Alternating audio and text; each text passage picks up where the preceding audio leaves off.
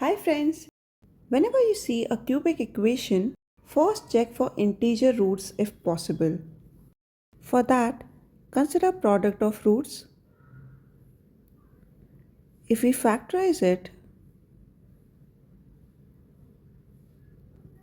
so you can check for 2, 3 and 5.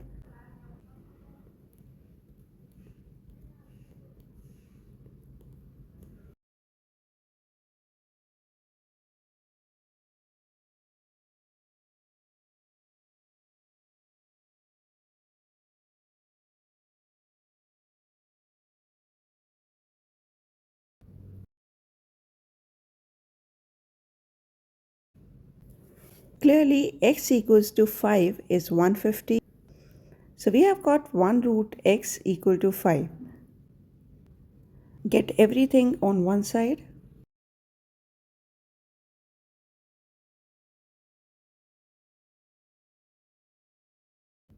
and divide it with x minus 5. First take x square.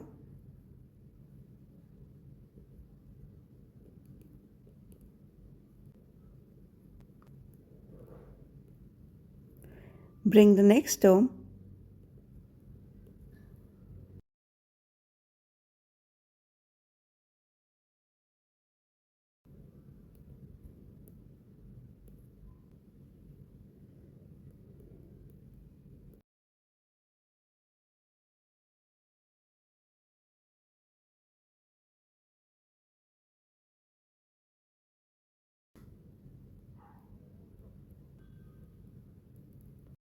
The cubic equation can also be written as